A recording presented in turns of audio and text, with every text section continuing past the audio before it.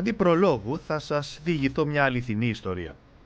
Πριν από 3 χρόνια ήρθαμε σε επαφή με τη μεγάλη στοά της Ελλάδος, την έδρα των μασονικών στοών της χώρας, και ζητήσαμε να μας ανοίξουν τις πόρτες της στοάς για μια εκπομπή. Θέλαμε να μιλήσουμε για τον τεκτονισμό, να τους θέσουμε όλα όσα πιστεύει ή συζητά ο κόσμος για εκείνους, να δούμε τι απαντούν σε όσα τους καταλογίζουν για παρασκηνιακές διασυνδέσεις με οικονομικές δυνάμεις αλλά και πολιτικά συμφέροντα. Να τους γνωρίσουμε και να συζητήσουμε. Στην αρχή δέχθηκαν. Μετά, μέσα από τις δικές τους εσωτερικές συζητήσεις, έκαναν πίσω. Και από τότε, μέσα από πανδημίες, εθνικές εκλογές, μικρά και μεγάλα γεγονότα, η συζήτηση για μια αυτοψία στην ελληνική μασονία ερχόταν και έφευγε χωρίς να λάβουν απόφαση. Τελικά το πήραν η ίδια απόφαση 3 χρόνια μετά.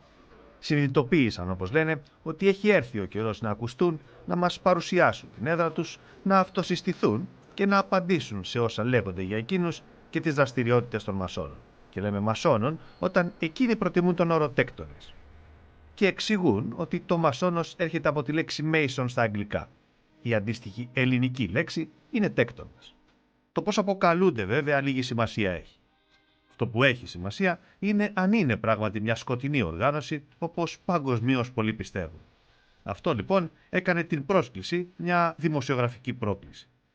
Ζητήσαμε λοιπόν να μας ξεναγήσουν στους χώρους της Μεγάλης Στοάς, να μιλήσουμε με τον επικεφαλής τους, τον μέγα διδάσκαλο, να μάθουμε το τελετουργικό τους, να γνωρίσουμε νέα και παλαιότερα μέλη και να καταγράψουμε τις τελετές τους. Τα δέχτηκαν όλα, εκτός από την καταγραφή των τελετών. Μας είπαν ότι η δημοσιοποίηση μιας τελετής απαγορεύεται από το ίδιο το καταστατικό τους, το οποίο επιβάλλει τη μυστικότητά της. Ένα πρωινό στις αρχές Ιουνίου, λοιπόν, βρεθήκαμε στη Μεγάλη Στοά της Ελλάδας, στην Οδό Αχαρνών, στο κέντρο της Αθήνας. Ένα επιβλητικό κτίριο με τεκτονικά σύμβολα, στο οποίο διακρίνει κανείς αυστηρά μέτρα ασφαλείας. Βαριές πόρτες και κάμερες, αλλά και μαγνητικές πύλες εισόδου, κρατούν μακριά κυρίως τους περίεργους, λένε οι ίδιοι, που χτυπούν κατά καιρούς στα κουδούνια. Η πόρτα άνοιξε λοιπόν και εκεί μας περίμενε ο υπεύθυνος ασφαλείας, εισόδου και εξόδου και ταυτοποίησης των μελών. Ο θεράποντας, όπως τον λένε οι ίδιοι, με βάση τον ρόλο που έχει. Εκείνος λοιπόν θα αποφασίσει ποιος θα μπει και ποιος όχι, ανάλογα με το αν είναι μέλος, αλλά και με το αν τηρεί το απαραίτητο dress code. Είμαι εδώ στην είσοδο να ελέγχω την είσοδο και να βοηθάω τους αδερφούς που έρχονται να εργαστούν στο τεκτονικό μέγαλο των Αθηνών. Πώς λέγεται αυτή η δουλειά, λοιπόν? Ο όρος είναι θεράπων. Θεράπων. Κατά την αρχαία παράδοση ήταν εξωτερικός στεγαστής, το οποίο έχει εκλείψει πλέον. Και σαν θεράπων δημιουργώ, ας το πούμε, μια στρωτή, θα έλεγα, για τους αδερφούς διαδικασία εισόδου και διεξαγωγή των εργασιών. Ωραία. Εγώ τώρα, αν το μετέφραζα αυτό, θα έλεγα ότι είστε ο θυρωρός της στοάς, με την καλή έννοια, ο άνθρωπος ο οποίος και υποδέχεται όλους όσοι έρχονται και έτσι και με έναν τρόπο αποφασίζει και ποιος θα μπει και ποιος όχι. Ναι, δεν το αποφασίζω εγώ. Αν είσαι μέλος θα μπεις. Αν δεν είσαι μέλος δεν θα μπεις. Άρα, πρακτικά, ο άνθρωπος που έχει αυτή τη θέση πρέπει να ξέρει τους πάντες, έτσι, πρέπει να ξέρει όλα τα μέλη. Ναι, ξέρω τα περισσότερα μέλη. Υπάρχουν και μέλη τα οποία είναι εκτός Αθηνών. Κάποιους γνωρίζω, κάποιους δεν γνωρίζω και με μια διαδικασία ενημερώνομαι αν μπορούν να εισέλθουν ή όχι. Ποιος επιτρέπεται να μπει και ποιος δεν επιτρέπεται να μπει? Ξεκάθαρα αυτός που είναι μέλος. Αν έρθω εγώ ως επισκέπτης, για παράδειγμα, σας χτυπήσω το κουδούνι και σας πω: μπορείτε να με ξαναγήσετε, θα μου πείτε όχι. Θα σας πω όχι. Ναι. Δεν επιτρέπεται σε κάποιον ο οποίος δεν είναι μέλος της στοάς ή δεν είναι μέλος κάποιας άλλης στοάς να έρθει εδώ και να επισκεφθεί το χώρο. Όχι. Υπάρχουν κάποιες εξαιρέσεις, όπως εσείς σήμερα δηλαδή. Με μία άδεια. Ναι. Χωρίς άδεια να έρθει κάποιος να επισκεφθεί το χώρο. Όχι, σε καμία περίπτωση. Και φυσικά και τα μέλη μας πρέπει να είναι ευπρεπώς ντυμένοι, έτσι. Ναι, αυτό σημαίνει ότι αν έρθει ένα μέλος και φοράει, για παράδειγμα, το τζινάκι του και ένα κοντομάνικο, δεν θα τον βάλετε μέσα. Δεν θα μπει, όχι. Ποιο είναι το σωστό dress code για να μπει κανείς? Είναι το δικό μου. Εντάξει, δεν είμαι τόσο απόλυτος. Αυτό είναι το σωστό dress code για τις εργασίες. Για να μπει κάποιος εδώ πρέπει να φοράει κουστούμι, μπουκάμισο, γραβάτα. Ο θεράποντας μας οδήγησε στη μεγάλη αίθουσα της στοάς. Εκεί μας περίμενε ο κοσμήτορας Αλέξανδρος Κυριαζής. Η μεγάλη αίθουσα είναι η καρδιά της στοάς. Εκεί γίνονται όλες οι τελετές. Αυτές οι τελετές για τις οποίες ακούγονται τόσα πολλά και έχουν διαρρεύσει τόσα λίγα. Είναι η πρώτη φορά που η μεγάλη αίθουσα και τα σύμβολά της εκτίθεται στην τηλεοπτική κάμερα. Ποιος είναι ο ρόλος του κοσμήτωρα της Μεγάλης Στοάς? Ο ρόλος του κοσμήτωρα της Μεγάλης Στοάς της Ελλάδος είναι ένας διοικητικός ρόλος από μία πλευρά, δηλαδή στηρίζει και συνεπικουρεί στο έργο της Μεγάλης Στοάς της Ελλάδος, του μεγάλου διδασκάλου και των μεγάλων αξιωματικών της Μεγάλης Στοάς της Ελλάδος, και το δεύτερο πολύ βασικό κομμάτι είναι οι πνευματικές κατευθύνσεις και ο πνευματικός ρόλος που έχουμε προκειμένου να συμβουλεύουμε τους αδελφούς που είναι στα αξιώματα, γιατί όλοι ισότιμοι είμαστε, στα αξιώματα λίγο πιο κάτω από εμάς. Είστε από τους κατάλληλους ανθρώπους να μας εξηγήσετε και πού βρισκόμαστε αυτήν την ώρα. Είμαστε στην μεγάλη αίθουσα των εκδηλώσεων, έτσι. Μάλιστα. Τι είναι εδώ ακριβώς? Αυτή τη στιγμή βρισκόμαστε λοιπόν σε μία από τις αίθουσες της Μεγάλης Στοάς της Ελλάδος. Αυτή η συγκεκριμένη αίθουσα είναι η μεγαλύτερη αίθουσα της Μεγάλης Στοάς της Ελλάδος. Έχει και άλλες αίθουσες και είναι ο χώρος που εδώ μέσα πραγματοποιούμε τις εργασίες μας. Εδώ λοιπόν είναι ο χώρος που μαζευόμαστε όλοι συγκεκριμένη ώρα, ανά στοά, προκειμένου να εργαστούμε πάντα σε πνευματικό και φιλοσοφικό επίπεδο. Ποιοι κάθονται εδώ? Μάλιστα. Αυτό λοιπόν είναι το υψηλότερο επίπεδο της αίθουσας. Για εμάς είναι η Ανατολή, όπως τη λέμε. Στο συγκεκριμένο επίπεδο κάθεται ο Σεβάσμιος, δηλαδή ο πρόεδρος της κάθε στοάς, κάθονται πρώην Σεβάσμοι, δηλαδή αδελφοί που έχουν διατελέσει και έχουν περάσει από τη θέση του. Σεβάσμοι λέγονται οι πρόεδροι της εκάστοτε στοάς ή οι πρώην πρόεδροι, από ό,τι καταλαβαίνω. Ακριβώς. Πείτε μας δύο λόγια για τα σύμβολα πίσω μου. Όσον αφορά η βίβλος του νόμου, είναι η Καινή Διαθήκη. Χριστιανοί Ορθόδοξοι είμαστε εδώ στην Ελλάδα, οπότε το βιβλίο είναι η Καινή Διαθήκη. Από εκεί και πέρα, επειδή ο τεκτονισμός είναι ένα παγκόσμιο σύστημα. Αν κάποιος δεν είναι χριστιανός Ορθόδοξος. Αν κάποιος λοιπόν δεν είναι χριστιανός Ορθόδοξος και έχει οποιαδήποτε άλλη θρησκεία και παρευρίσκεται στις εργασίες, ακριβώς δίπλα μπαίνει το συγκεκριμένο, η συγκεκριμένη βίβλος που έχει να κάνει της δικής του θρησκείας. Ακριβώς. Ο γνώμων συμβολίζει την ηθική συμπεριφορά του τέκτονος, δηλαδή ό,τι πράττει ο τέκτον πρέπει πάντα να είναι μέσα στους κανόνες της ηθικής συμπεριφοράς, και ο διαβήτης που έχει να κάνει γενικά με την πνευματική του εξέλιξη και με την αυτοπιθαρχία.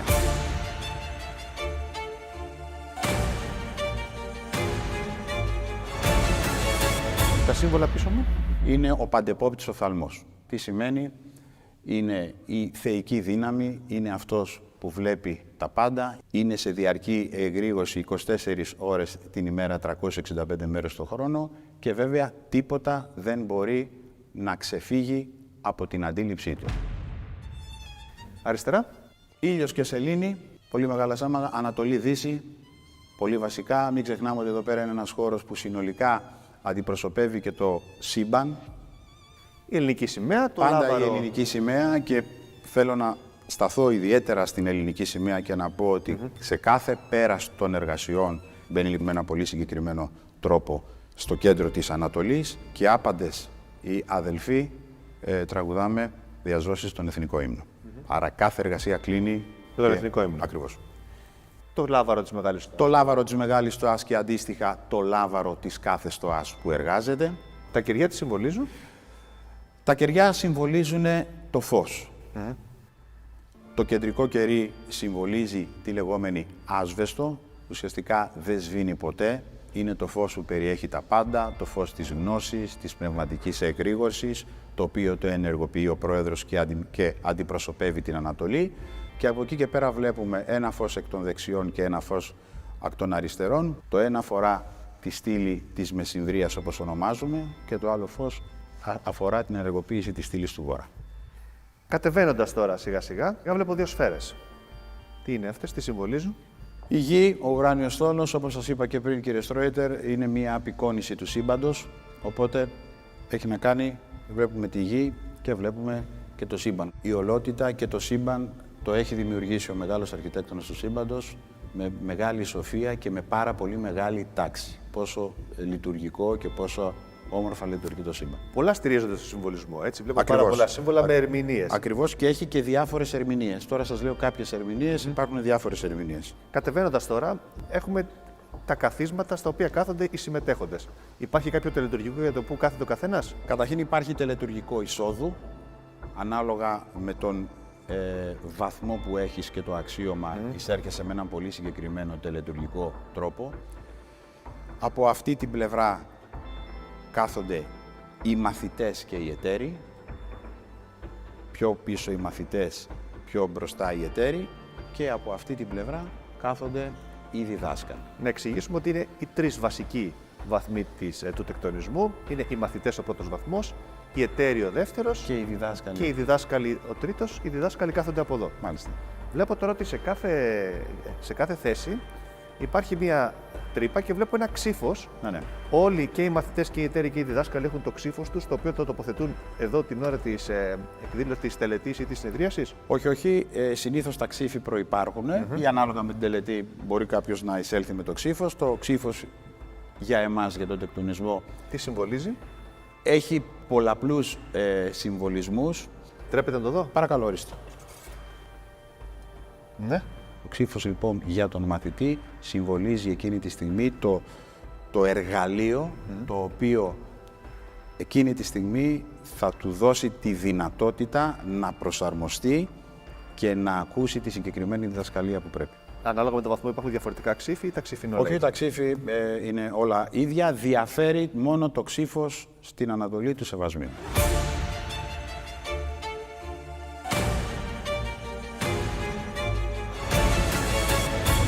Εδώ μπροστά μου βλέπω κάτι, να το πω, βωμό. Βωμό, όπως ακριβώς το λέτε, βωμό.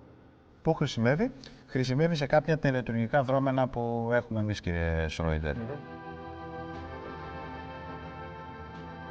Εδώ έχουμε 3 κυριά ακόμη. Συμβολίζουν λοιπόν συγκεκριμένες στήλες 3 πράγματα, τη σοφία, την ισχύ και το κάλος.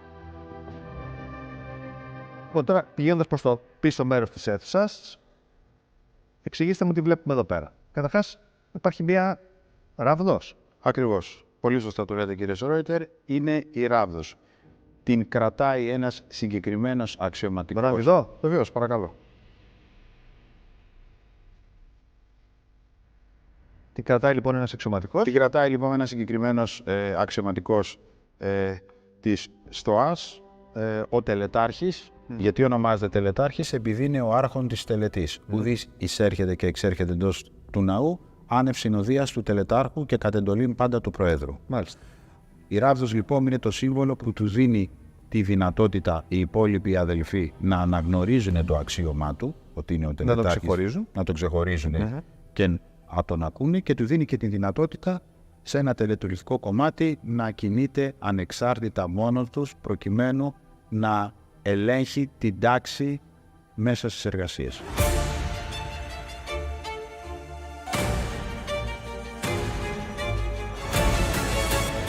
Δύο κύονες.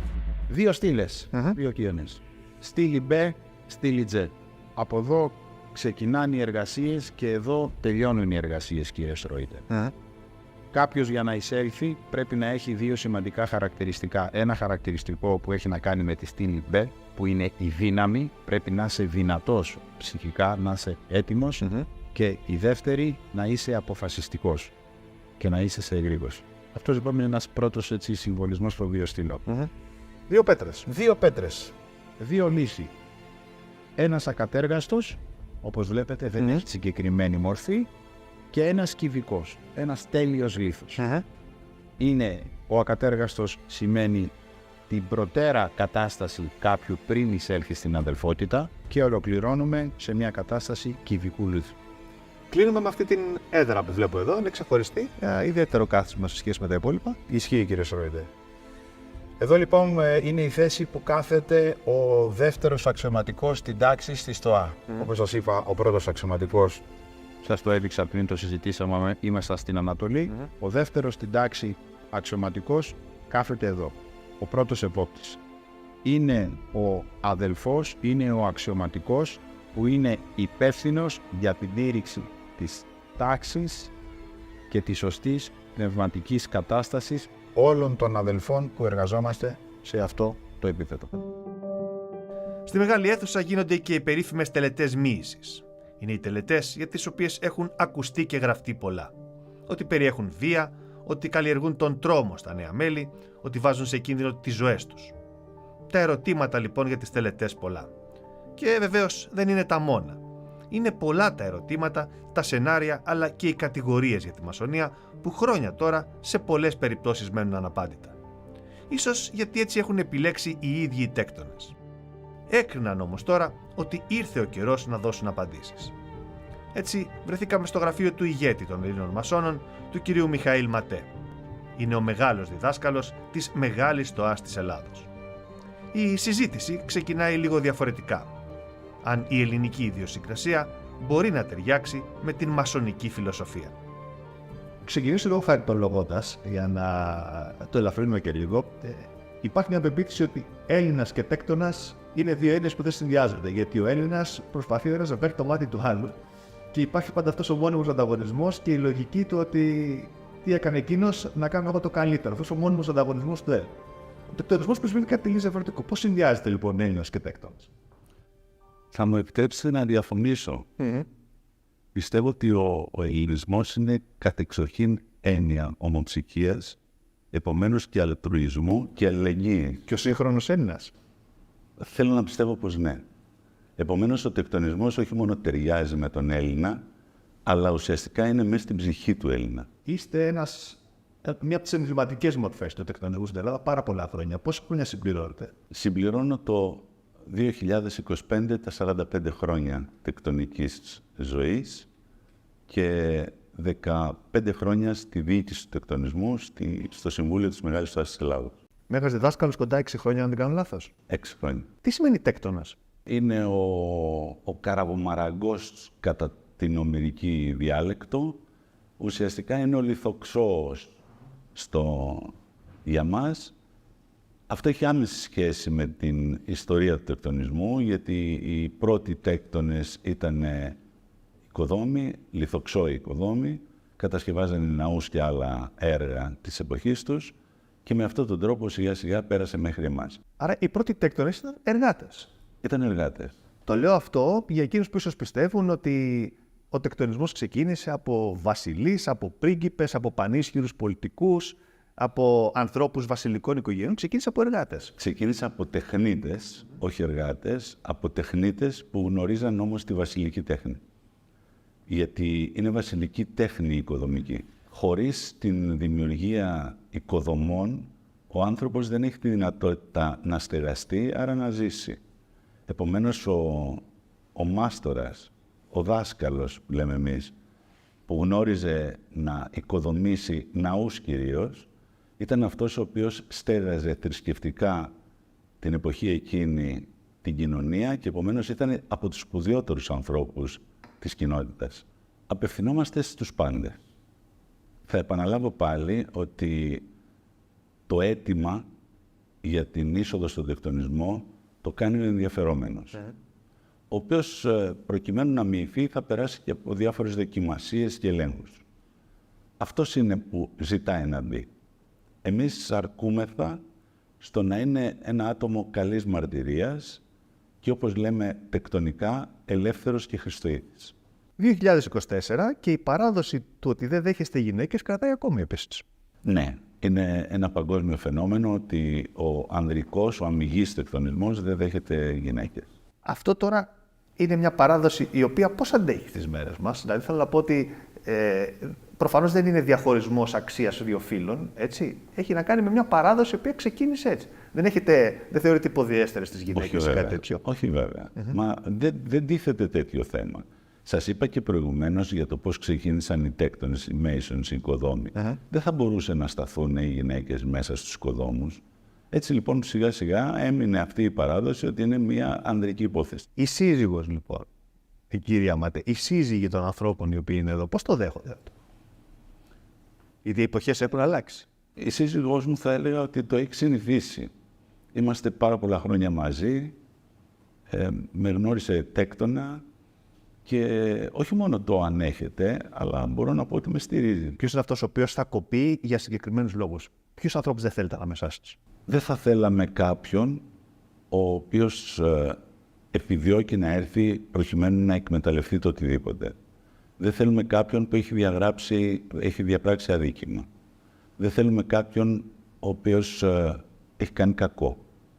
Και βεβαίως δεν θέλουμε κάποιον που δεν έχει καλή οικογενειακή σχέση. Τι εννοείται? Που φέρεται άσχημα στην οικογένειά του, ασκεί βία, μιλάει άσχημα. Αν όλα αυτά προκύψουν στην πορεία, τι κάνετε? Είναι ένα πρόβλημα. Περνάει ένας τέκτονας στην πόρτα αυτού του πραγματικά επιβλητικού κτηρίου εδώ στο κέντρο της Αθήνας. Σας το εύχομαι. Σας ευχαριστώ που μου το εύχεστε.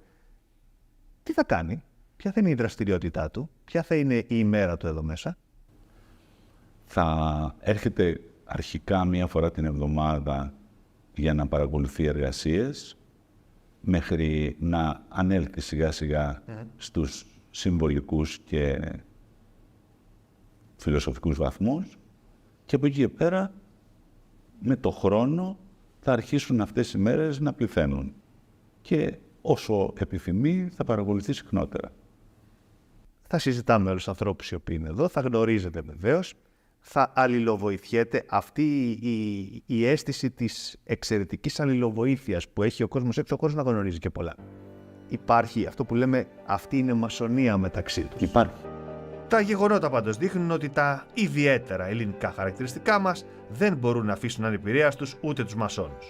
Και εδώ λοιπόν έχουμε διασπάσεις και διαφωνίες, και εδώ έχουμε οικονομικά σκάνδαλα.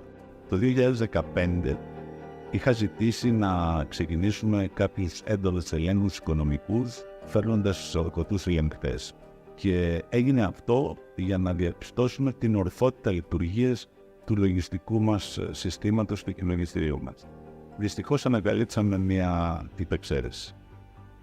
Η υπεξαίρεση αυτή ακολούθησε την νομική οδό που έπρεπε, γίνανε όλες οι διαδικασίες. Πρόσφατα πέρσι ολοκληρώθηκε σε πρωτοβάθμιο επίπεδο η καταδίκη του λογιστή, ο οποίος την έκανε και βρίσκεται πλέον καταδικασμένος.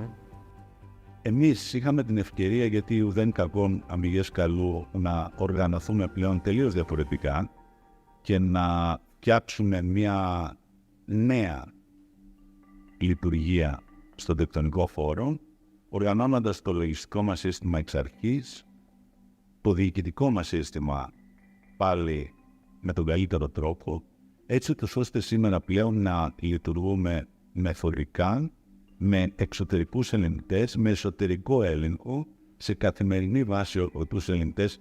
Θα μου πείτε βέβαια ότι έχουμε φτάσει σε ένα σημείο υπερβολής ίσως, ναι, αλλά πλέον θέλουμε να είμαστε σίγουροι ότι από εδώ και μπρος δεν θα ξαναπαρουσιαστεί τέτοιο φαινόμενο, διότι ήταν όντως τεκτονική εκτροπή. Επιτρέψτε μου, πλήγμα είναι νομίζω στην εικόνα σας το γεγονός ότι υπήρξε μια διάσπαση.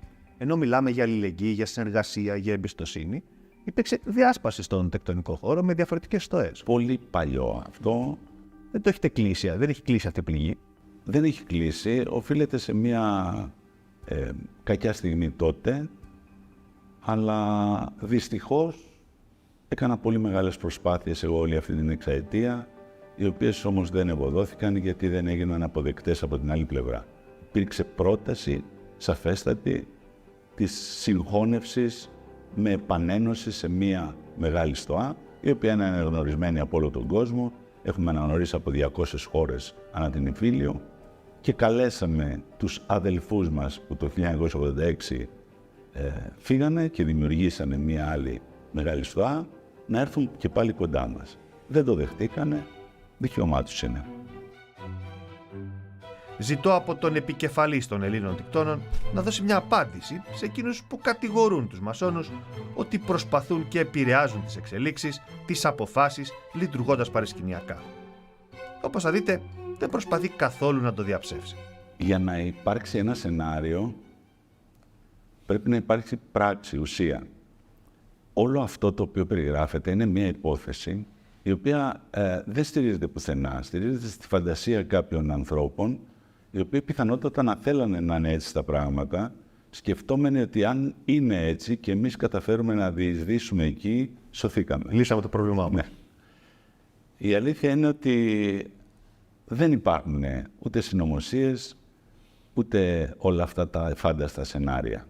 Από την άλλη μεριά, μέλη μας είναι πολύ σημαντικές προσωπικότητες, είναι επιχειρηματίες, είναι πολιτικοί, είναι διάφορα άτομα. Είπαμε προηγουμένως ότι δεχόμαστε μέλη μας από όλα τα στρώματα τα κοινωνικά. Επομένως, αν πάμε αντίστροφα, αν ψάξουμε στα μέλη μας, θα βρούμε ανθρώπους που είναι σε όλες τις θέσεις, δίπλα σας, συναδελφοί σας, πολύ κοντινοί και οπουδήποτε αλλού φανταστείτε. Νομίζω ότι παντού υπάρχει υπερβολή, γιατί μας αρέσει να υπάρχει υπερβολή. Είναι γεγονός βέβαια ότι όταν αφιερώνεσαι σε έναν χώρο, πρέπει να μπαίνεις βαθιά σε αυτό το χώρο και να τον ελέγχεις. Διαφορετικά δεν μπορείς να διοικήσεις. Αλλά νομίζω ότι σταματάμε μέχρι εκεί. Δεν είναι κάτι παραπάνω. Η νεκροκεφαλή, τι συμβολίζει, άρα? Η νεκροκεφαλή είναι ένα παλαιό, ωραίο τεκτονικό σύμβολο, το λεγόμενο στα λατινικά memento mori, που σημαίνει να ενθυμίζει ότι είσαι θνητός. Το οποίο φοράτε και στο σακάκι. Το φορούμε και εγώ στο πέτο, ναι.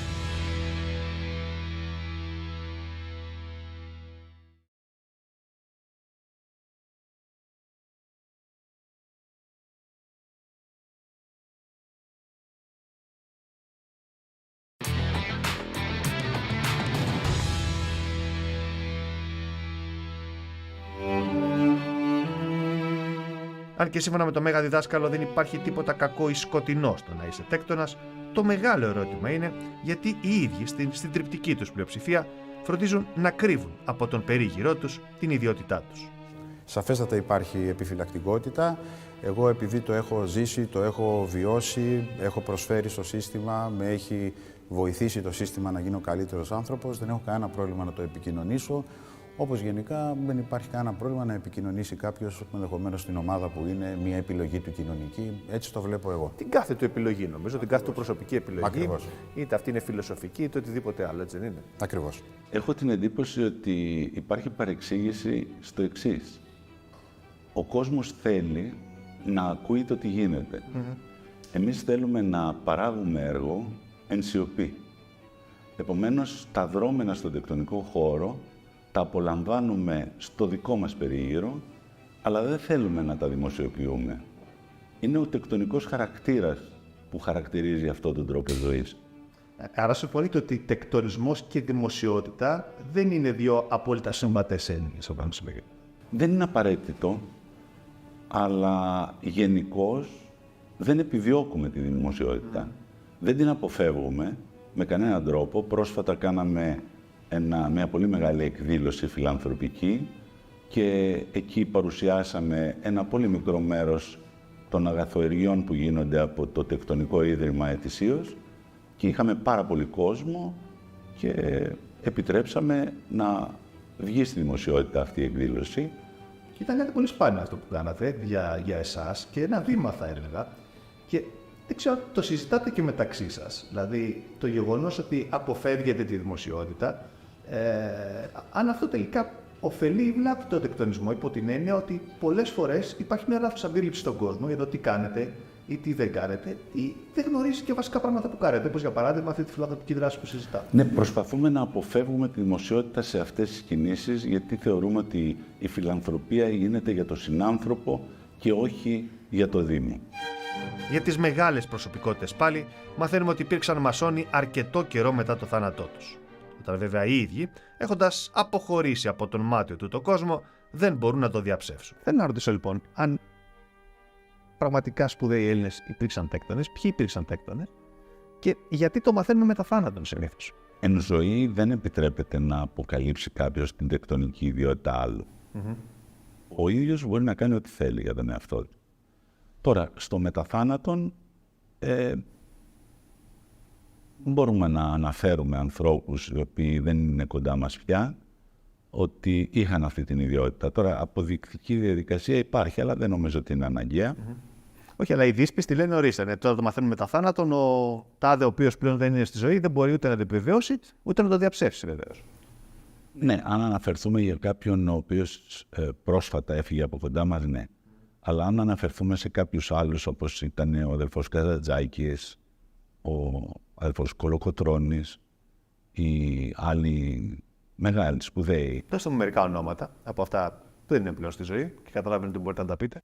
Όχι, μπορώ να τα πω, αλλά πρέπει να τα θυμηθώ. Τα έχουμε αναρτήσει στο διαδίκτυο, στη σελίδα μας. Από εκεί μπορεί να τα βρούμε όλα. Για να μπορέσουμε να μιλήσουμε και θεσμικά, αν θέλετε, για ελληνικό τεκτονισμό, θα πρέπει να πάμε στο 1811. Την εποχή που ο Διονύσιος Ρώμας, μαζί με τον αυτοκρατορικό επίτροπο του Μεγάλου Ναπολέοντα, πηγαίνουν στο Παρίσι. Εκεί συμμετέχουν στους εορτασμούς για την γέννηση του γιου του Ναπολέοντα και λαμβάνουν ουσιαστικά την άδεια να μπορούν να ιδρύουν στοές και να μειούν τέκτονες. Αυτό ουσιαστικά τι σημαίνει? Σημαίνει ότι δημιουργείται με αυτόν τον τρόπο η πρώτη δύναμη, η πρώτη θεσμική δύναμη που θα μπορούσε να χαρακτηριστεί μεγάλη στοά της Ελλάδος. Ο τεκτονισμός είναι τέκνο του διαφωτισμού και ως τέκνο του διαφωτισμού συμβάλλει και στην ανάπτυξη του διαφωτισμού. Επομένως, μπορούμε να πούμε ότι οι προπάτορες του τεκτονισμού στην Ηπειρωτική Ευρώπη αλλά και στις Βρετανικές νήσους είναι σημαντικές προσωπικότητες οι οποίες συμβάλλουν στην ανάπτυξη εκείνη την εποχή του αιώνα των Φώτων. Αξιομνημόνευτη είναι η ύπαρξη πάρα πολλών επιστημόνων στην ίδια τεκτονική στοά στο Παρίσι. Είναι η λεγόμενη στοά των 9 αδελφών, στην οποία βρίσκονται κυριολεκτικά όλοι οι εγκυκλοπαιδιστές εκείνη την εποχή. Από τον Λαλάντ, τον πρόεδρο της Γαλλικής Ακαδημίας, μέχρι τον Βενιαμίν Φραγκλίν, ο οποίος είναι ο πρέσβης των Ηνωμένων Πολιτειών τότε στη Γαλλία, μέχρι τον Κοντορσέ, τον Κοντιγιάκ, τον Νταλαμπέρ, τον Ελβέτιο και βεβαίως έσχατο αλλά πλέον σημαντικό, τον Βολτέρο, ο οποίος θα μοιηθεί στον τεκτονισμό κυριολεκτικά ένα μήνα πριν το θάνατό του το 1778. Δεν μπορώ δεν να παραλείψω τον περίφημο Νικόλαο Καρβούνη. Ο Καρβούνης είναι ενεργός μαρξιστής, είναι μέλος του Κομμουνιστικού Κόμματος και ταυτόχρονα μέλος του Συμβουλίου της Μεγάλης Στοάς της Ελλάδος. Είναι αυτός που θα μεταφράσει τον Κίπλινγκ στα ελληνικά. Μάλιστα η μετάφραση του «αν», του «if», του ποίηματος του Κίπλινγκ θεωρείται αξεπέραστη ακόμα και σήμερα. Είναι όμως και αυτός που το 1942 θα εισφέρει τον περίφημο θούριο του ΕΑΜ, «Στάρματα», που ακούγεται μέχρι και σήμερα. Η πραγματική δύναμη των τεκτώνων, οι αλήθειες και τα ψέματα για τη δράση τους, η πραγματικότητα για την ιδεολογία τους, αλλά και τη σχέση με τις θρησκείες, δεν σταμάτησε ποτέ να προκαλεί συζητήσεις και αντιδράσεις. Η Ορθόδοξη Εκκλησία καταδικάζει τον τεκτονισμό ως αίρεση. Για την Εκκλησία της Ελλάδος, η μοίηση στη μασονία είναι πράξη αποστασίας από την Εκκλησία και ως εκ τούτου ο μασόνος δεν μπορεί να μετέχει της Θείας Ευχαριστίας. Αυθεντικό και σημαντικό και βασικό κείμενο για την θέση της Ορθόδοξης Εκκλησίας μας έναντι του τεκτονισμού ή όπως τον αποκαλεί μέσα στο κείμενο αυτό περί της μασονίας, αποτελεί η πράξη της Ιεράς Συνόδου της Ιεραρχίας της Εκκλησίας της Ελλάδος της 12ης Οκτωβρίου του έτους 1933. Εκεί μέσα γίνεται μελέτη, αναδρομή και στην ιστορία του τεκτονισμού και στις θέσεις του, τις θρησκευτικές, ας πούμε, και συντάσσεται αυτό το κείμενο το οποίο υπογράφουν όλοι οι Μητροπολίτες, οι τότε ιεράρχες της Εκκλησίας της Ελλάδος. Σε αυτό λοιπόν το κείμενο σημειώνεται το εξής. Εγώ θα διαβάσω μερικά σημεία του κειμένου αυτού, διότι αυτή είναι η βασική θέση της Εκκλησίας μας έναντι του τεκτονισμού. Γράφει λοιπόν το κείμενο. Η μασονία δεν είναι απλή φιλανθρωπική ένωση ή φιλοσοφική σχολή, αλλά αποτελεί μυσταγωγικό σύστημα το οποίο υπομιμνίσκει τας παλαιάς εθνικάς μυστηριακάς θρησκείας ή λατρείας από τον οποίον κατάγεται και τον οποίον συνέχεια και αναβίωση αποτελεί. Τούτο όχι απλώς ομολογούσιν, αλλά και διακηρύσουν αυτοί οι πρόκριτοι των εντεστοές διδασκάλων. Δηλαδή, το κείμενο λέει ότι αυτό δεν το λέει μόνο η Εκκλησία, δεν το υποστηρίζει μόνο η Εκκλησία, αλλά και οι ίδιοι οι τέκτονες υποστηρίζουν ότι πρόκειται περί αυτού του χαρακτηρισμού. Επίσης, η Ιεραρχία σημειώνει ούτως η μασονία αποδεδειγμένως την χάνει θρησκεία μυστηριακοί, όλος διάφορος και χωρισμένοι και ξένοι της χριστιανικής θρησκείας. Εδώ βλέπουμε ότι κάνει ένα διαχωρισμό του τεκτονισμού από την ορθόδοξη πίστη μας.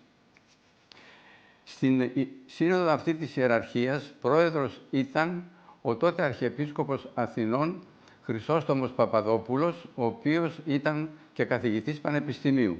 Έκαμε λοιπόν την πρότασή του, την οποία αποδέχθηκε η ιεραρχία και γράφει το κείμενο. Απεδέξατο, δηλαδή εδέχθη την πρόταση του Μακαριωτάτου και υποστηρίζει: ο μασονισμός δεν συμβιβάζεται ποσός προς τον χριστιανισμό, εφόσον είναι σωματείων μυστικών, ενεργούν και διδάσκουν εν κρυπτό και παραβίστο και θεοποιούν των ορθολογισμών. Ο μασονισμός δέχεται ως μέλη αυτού ου μόνο χριστιανούς, αλλά και οπαδούς άλλων θρησκειών. Και καταλήγει ότι ομοφόνος και ομοψύχος άπαντες οι ιεράρχοι της Εκκλησίας της Ελλάδος εγκρίνουν τα ανωτέρω, δηλαδή την πρόταση του Μακαριωτάτου, του Αρχιεπισκόπου κτλ. Και όλα τα άλλα τα οποία έχουν εκτεθεί κατά τη συνεδρία αυτή της ιεραρχίας, και αποφαινόμεθα ότι η μασονία είναι όλος ασυμβίβαστος προς τον χριστιανισμό και ότι δέον τα πιστά της Εκκλησίας τέχνα όπως απέχωση του μασονισμού. Αυτή είναι η βασική και αυθεντική, όπως είπα, θέση της Ορθοδόξου Εκκλησίας μας έναντι του τεκτονισμού. Τώρα, πρέπει να συμπληρώσουμε ότι αυτή τη θέση δεν την εξέφρασε μόνο η ιεραρχία της Εκκλησίας της Ελλάδος, αλλά και άλλοι θεσμοί. Παραδείγματος χάρη, η Διορθόδοξη Επιτροπή που συγκλήθηκε, που συνεδρίασε στην Ιερά Μονή του Βατοπεδίου, στο Άγιο Όρος, το 1930, γράφει για τον τεκτονισμό ότι θεωρείται ως σύστημα αντιχριστιανικών και πεπλανημένων. Αυτό είναι η θέση της πανορθοδόξου πλέον συνδιασκέψεως, διορθόδοξος λέει επιτροπή, η οποία συγκλήθηκε στο Άγιο Όρος. Επίσης, η ιεραρχία της Εκκλησίας της Ελλάδος σε 2 ακόμα συνεδρίες της ανανέωσε και επανέλαβε την απόφαση και την πράξη της ιεραρχίας του 1933. Για πρώτη φορά το έκαμε αυτό το 1972. Το 1972 πάλι η ιεραρχία στην συνεδρία της 29 Νοεμβρίου του 1992 επαναλαμβάνει αυτή την ίδια θέση και μάλιστα δηλώνει ότι ουδής των ιεραρχών της Εκκλησίας της Ελλάδος είναι μέλος του τεκτονισμού. Και το 1996 πάλι η ιεραρχία επανέλαβε την θέση αυτή την ίδια, δηλώνοντας ότι ουδής των ιεραρχών ανήκει στον τεκτονισμό και ότι ο τεκτονισμός δεν συμβιβάζεται με την Ορθόδοξη πίστη. Οι τέκτονες έχουν μικρά και μεγάλα μυστικά. Στα μικρά είναι και ο ενδυματολογικός τους κώδικας. Ο Πάνος Ρήγας, κοσμήτορας της Μεγάλης Στοάς της Ελλάδος, μας μιλάει για το dress code τους και μας εξηγεί στα σύμβολα και τα κοσμήματα των τεκτονικών βαθμών. Η βασική τεκτονική ενδυμασία είναι μαύρο κοστούμι, μαύρη γραβάτα, άσπρο πουκάμισο και μαύρα παπούτσια εννοείται. Ναι, εγώ μερικές φορές κάνω μερικές ελαφρές, δηλαδή όπως τώρα που φοράω ροζ πουκάμισο.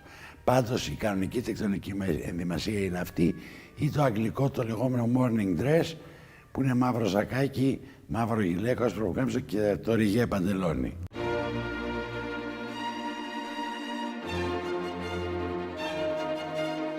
Βρισκόμαστε στο Μουσείο της Μεγάλης Στοάς της Ελλάδος, στον πρώτο όροφο του τεκτονικού μεγάρου, που φυλάσσονται ενθύμια, αναμνηστικά, διπλώματα και ιστορικά κειμήλια της ιστορίας του ελληνικού τεκτονισμού.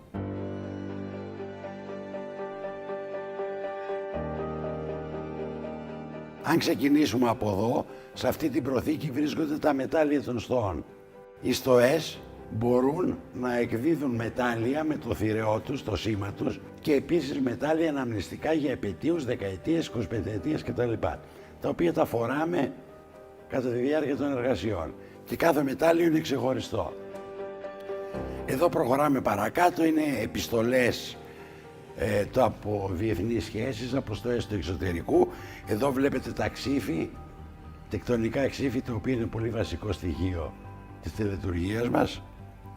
Εδώ πιο κοντά θα δείτε διάφορα τεκτονικά νομίσματα, τα οποία λέγονται νομίσματα φιλίας ή το token of friendship, γιατί κατά παλιά παράδοση οι τέκτονες θα ανταλλάσσουν μεταξύ τους νομίσματα με τεκτονικά σύμβολα εις ένδειξη φιλίας και αναμνηστικού. Αυτό είναι η στολή και τα ρεγάλια του βαθμού του τέκτονα του υπότη του ναού. Του ναήτη υπότη. Ο υπότης του ναού είναι, ας πούμε, η ανώτερη βαθμίδα. Είναι στον τεκτονισμό μετά τις τρεις πρώτες βαθμούς, τους τρεις πρώτους συμβολικούς βαθμούς. Υπάρχουν οι επιγενόμενοι βαθμοί. Ο τελευταίος αυτών των επιγενόμενων του λεγόμενου τύπου της Υόρκης είναι η υποτική βαθμή. Αυτό είναι η στολή που φοράμε σε εργασίες των υποτών του ναού. Μου κάνει εντύπωση η νεκροκεφαλή. Τι συμβολίζει, άρα? Η νεκροκεφαλή είναι ένα παλαιό, ωραίο τεκτονικό σύμβολο, το λεγόμενο στα λατινικά memento mori, που σημαίνει να ενθυμίσω ότι είσαι θνητός. Το οποίο φοράτε και στο σακάκι. Το φορώ και εγώ στο πέτο, ναι.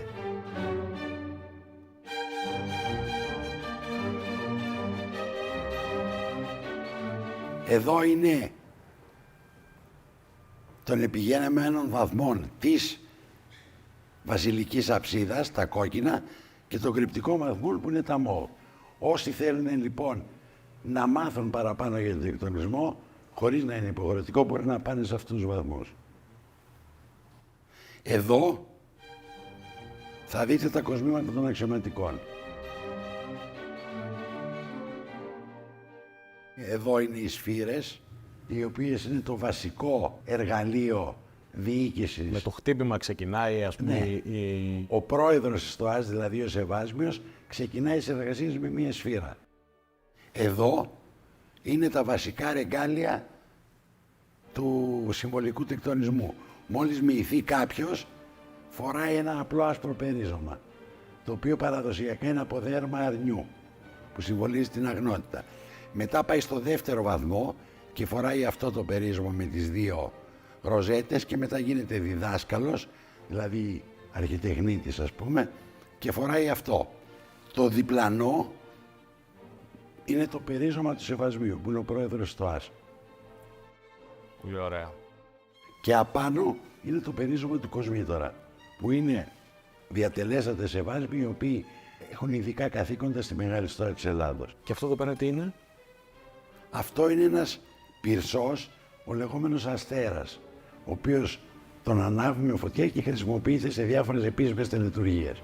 Εδώ είναι ένα πάρα πολύ σημαντικό μέρος του μουσείου. Όπως βλέπετε στη φωτογραφία είναι ο βασιλιάς Γεώργιος, ο οποίος ήταν συνεπέστατος και καλός τέκτον, και αυτά είναι τα ρεγκάλιά του. Τα βλέπετε μπλεσκούρα, είναι διαφορετικά από τα άλλα, τότε αυτό ήταν το χρώμα. Της εποχής. Της εποχής, ναι. Και αυτά είναι της βασιλικής αψίδας της εποχής.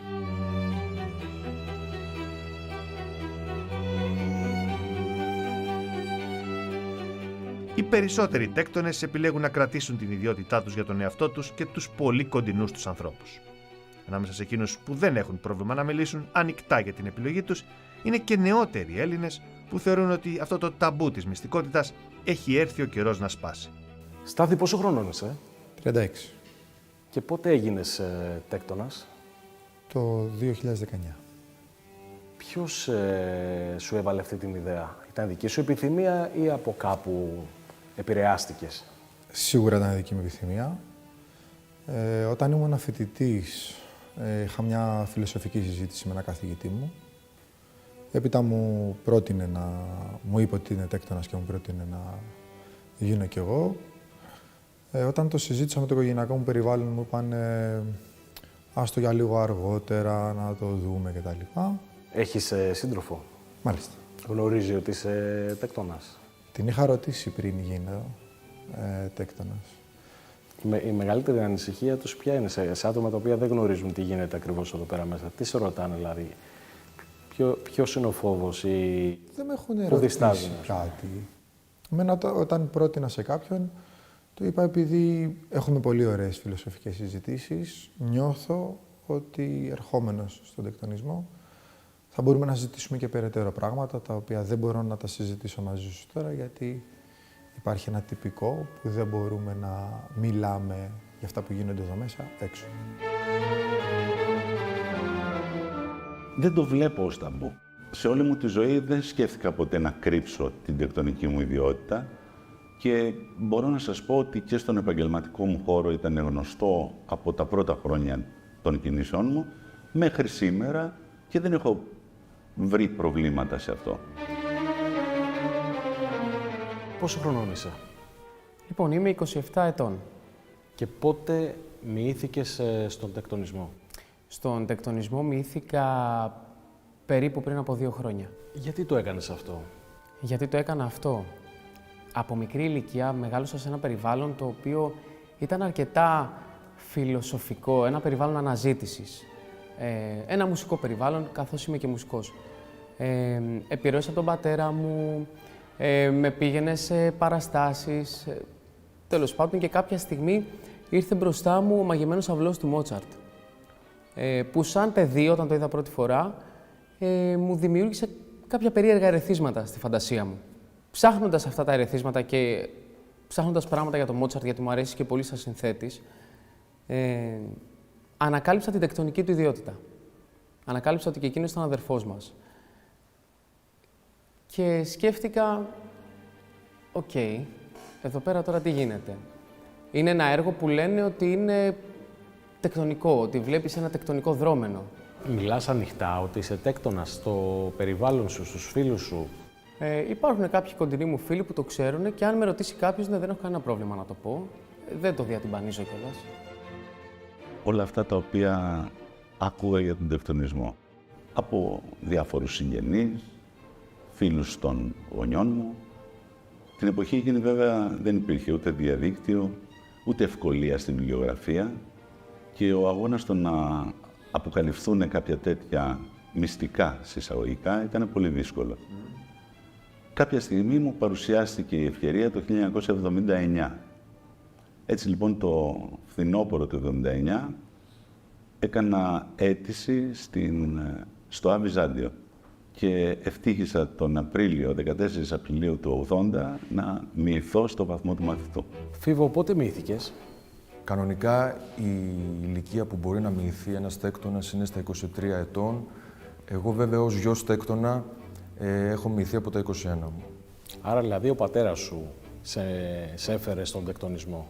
Ακριβώς, ο πατέρας μου με έφερε στον τεκτονισμό, ο οποίος είναι πολλά χρόνια τέκτονας και από μικρή ηλικία, από όταν ήμουν παιδί δηλαδή, τον θυμάμαι να μου δίνει διάφορα κεντρίσματα όσον αφορά τον τεκτονισμό, τα οποία εγώ δεν καταλάβαινα, αλλά με έβαζε στο τρυπάκι για σιγά-σιγά ακριβώς, να κάνω κάποια περαιτέρω εντριβή με τον εαυτό μου. Και εσύ τελικά γιατί το επέλεξες? Τι ήταν αυτό δηλαδή που σε όθησε να μπεις στον τεκτονισμό?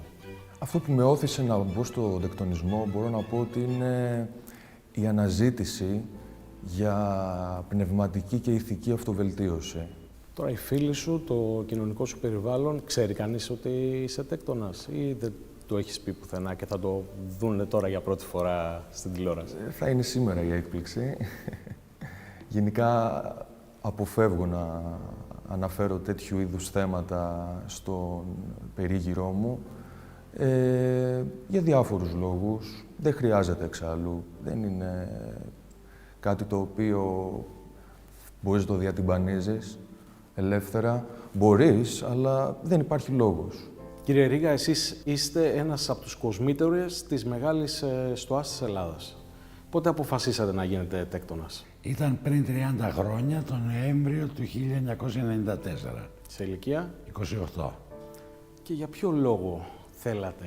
Είχα τελειώσει τις σπουδές τότε, είχα ξεκινήσει επαγγελματικά και μου έλειπε κάτι πιο φιλοσοφημένο, πιο φιλικό, είχα πάντα και μ' αρέσανε και τα μεσαιωνικά, οι συντεχνίες και όλα αυτά, αλλά μ' άρεσε και πάρα πολύ το αγγλικό στυλ του τεκτονισμού, η αίσθηση κλαμπ που έχει. Οπότε αποφάσισα να γίνω τέκτον. Υπήρχαν κάποιοι στην οικογένεια, ήταν ένας μεγάλος θείος, ένας άλλος οικογενειακός γνωστός, βέβαια το είχαμε μάθει πλαγίως γιατί τότε δεν το λέγανε όπως τώρα. Οπότε ήρθα σε επαφή με αυτόν, ο οποίος έγινε και ο ανάδοχός μου. Σαν να λέμε ο νονός, αυτός που σε προτείνει δηλαδή. Και θυμάστε την εμπειρία της μοίησης όταν μυηθήκατε στον τεκτονισμό? Δεν την ξεχνάς ποτέ την εμπειρία της μοίησης, ειδικά τη μοίηση στον πρώτο βαθμό.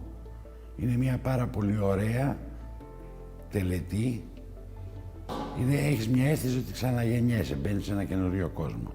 Στην αρχή εσείς το λέγατε ότι είσαστε τέκτονας Ναι, εγώ δεν το έκρυβα ποτέ. Ποτέ, ναι. Ποτέ. Στην οικογένεια δεν είχαν κανένα πρόβλημα, υπήρχαν και έτσι κι αλλιώς και άνθρωποι του στενού οικογενειακού περιβάλλοντος που ήταν τέκτονες. Οι φίλοι μου, άλλοι το είδαν σαν μια κεντρικότητά μου, άλλοι δεν. Υπήρχε κανείς, ας πούμε, ο οποίος σας έκανε πέρα? Όχι. Όχι, έτσι. Όχι. Η Φιλική Εταιρεία είναι μία τεκτονογενής, αν θέλετε, οργάνωση. Αυτό είναι το έγγραφο το οποίο συντασσόταν μόλις γινόταν η μοίηση του φιλικού.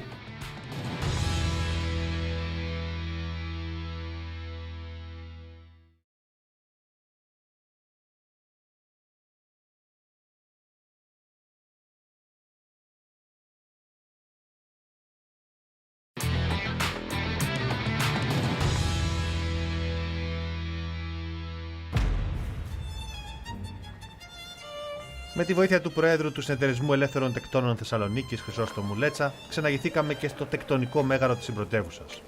Αυτός είναι ο τόπος συγκέντρωσης των μασόνων της Βόρειας Ελλάδας. Γεια σας.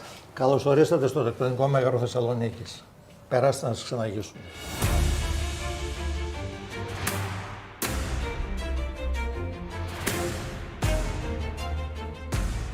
Εδώ βρισκόμαστε στην αίθουσα Κρητικός. Είναι ένας επιφανής τέκτων ο οποίος δούλεψε σκληρά για τον τεκτονισμό. Από εδώ έχουμε ένα γλυπτό το οποίο απεικονίζει τους 3 βαθμούς του τεκτονισμού. Χαμηλά είναι ο μαθητής, ο οποίος θα διδαχθεί το πώς να χειρίζεται τα εργαλεία και να οικοδομεί. Μετά είναι ο εταίρος, νέος, και επάνω βλέπουμε τον διδάσκαλο, ο οποίος διδάσκει τον μαθητή και τον εταίρο. Εδώ αυτή η αίθουσα χρησιμοποιείται? Εδώ η αίθουσα χρησιμοποιείται σαν αίθουσα υποδοχής του τεκτονικού μεγάρου και πολλές φορές γίνονται και διάφορες εκδηλώσεις, δεξιώσεις κλπ. Τι συμβολίζει? Τους αριθμούς του Πυθαγόρα, οι οποίοι όπως και να τους αθροίσεις, ανατριάδα, είτε διαγώνια, είτε κάθετα, είτε οριζόντια, βγάζουν τον αριθμό 15.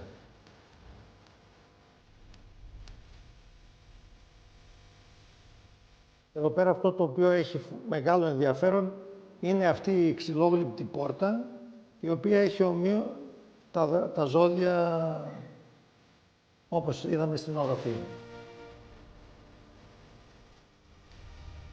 Είναι μια μικρότερη αίθουσα από την προηγούμενη που είδατε. Εδώ έρχονται οι τέκτονες σε καθημερινή βάση και κάνουν εργασίες? Σχεδόν σε καθημερινή βάση, ναι. Και μέχρι πόσα άτομα μπορεί να φιλοξενήσει η αίθουσα? Αυτό που γύρω στα 100 άτομα μπορεί να πάει. Επιστρέφουμε στην ξενάγηση στη Μεγάλη.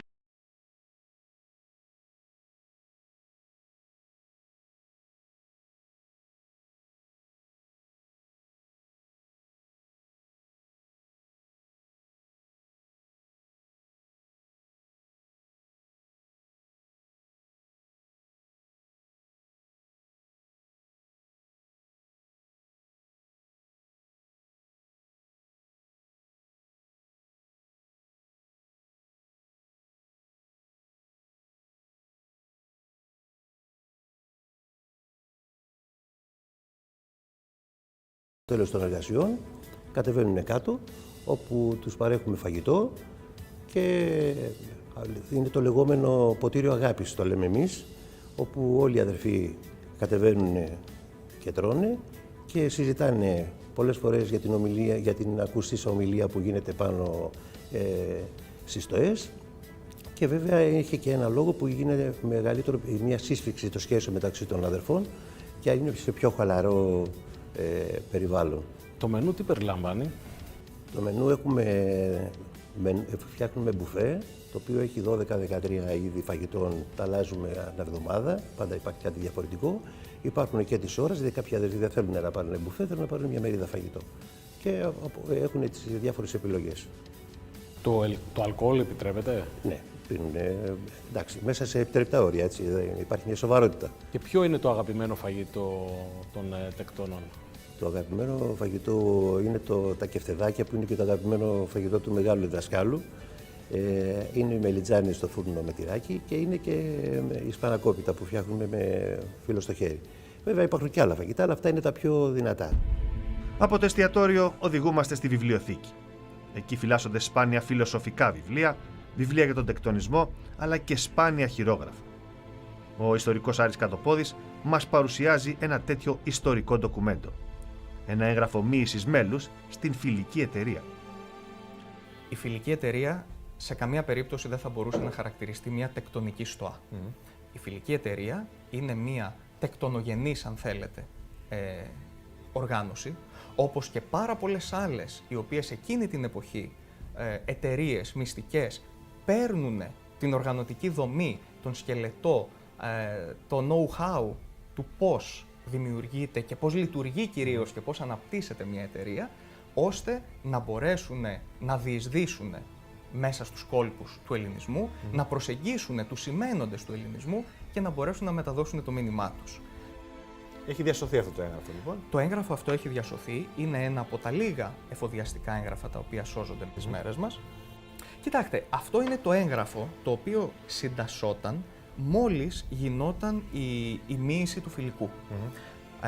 Μπορείτε να παρατηρήσετε και το κρυπτογραφικό αλφάβητο. Ένα πρακτικό μοίησης στην ουσία, έτσι. Θα μπορούσαμε να πούμε ότι μετά το πρώτο κομμάτι, στο οποίο αναφέρονται τα στοιχεία του μειούμενου, το συγκεκριμένο είναι το μυητικό του αναγνώστη Παρθενόπουλου, έχει μοιηθεί το 1819 και αυτό το μπορούμε να το πούμε με βεβαιότητα διότι έχει γίνει χρονολόγηση του εγγράφου και στον χαρτοπολιτό και στη μελάνη και ως εκ τούτου μπορούμε να το πούμε με απόλυτη βεβαιότητα. Είναι σε άριστη κατάσταση, με εξαίρεση κάποια ελάχιστα σημεία υγρασίας που υπάρχουν στα πλαϊνά. Φυλάσσεται πάρα πολύ καλά, φροντίζεται στις κατάλληλες συνθήκες από τη Μεγάλη Στοά της Ελλάδος και ευελπιστούμε ότι θα είναι μία ακόμα σημαντική συνεισφορά στην μελέτη αυτού του φαινομένου, γιατί ακόμα την ψάχνουμε τη φιλική εταιρεία. Αν θέλουμε να μιλήσουμε για το πώς τα εξωτερικά χαρακτηριστικά του τεκτονισμού υιοθετούνται από τη φιλική εταιρεία σε μεγάλο βαθμό, διασώζεται ένα πάρα πολύ χαρακτηριστικό περιστατικό. Είμαστε στο 1820.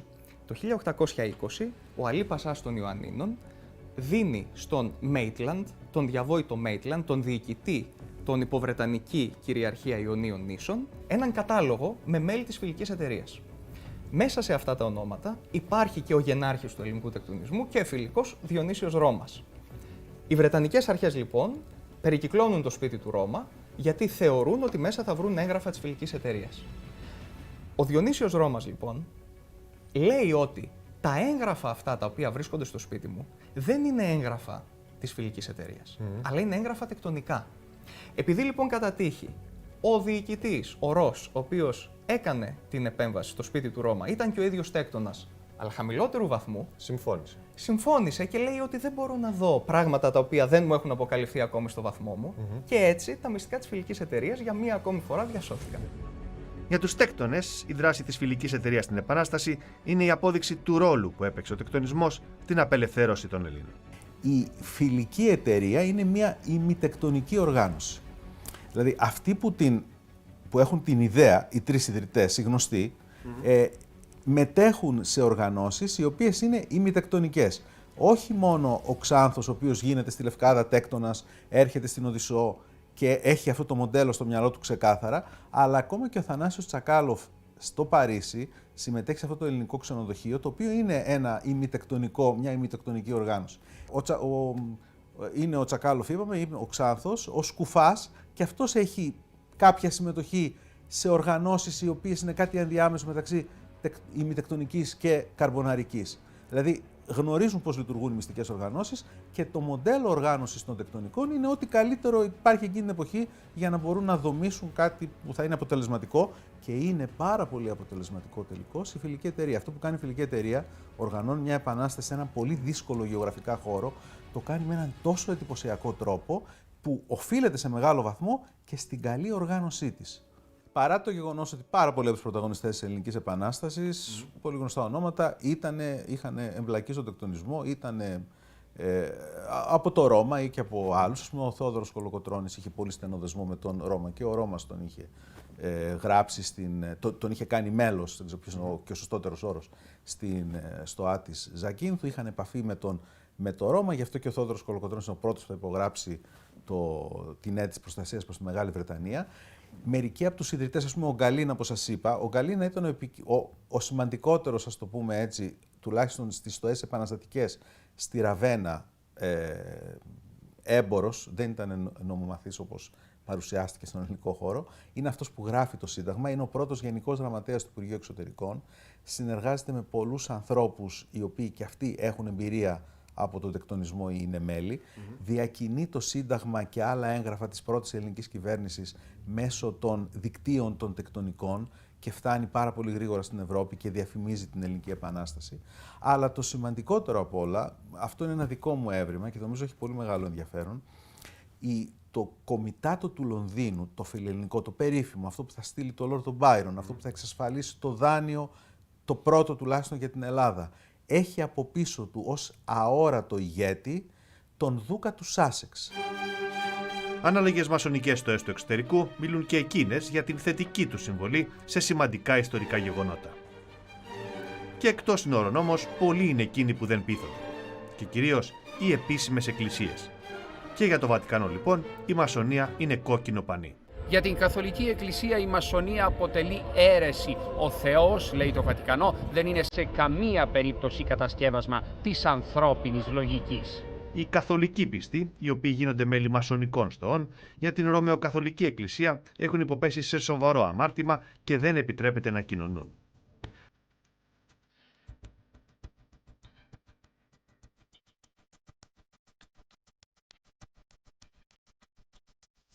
Θα σας πω πολύ γρήγορα τι είναι για μένα τεκτονισμός και ίσως λίγο, θα μου επιτρέψετε λίγο και ζητώ συγγνώμη, θα συγκινηθώ.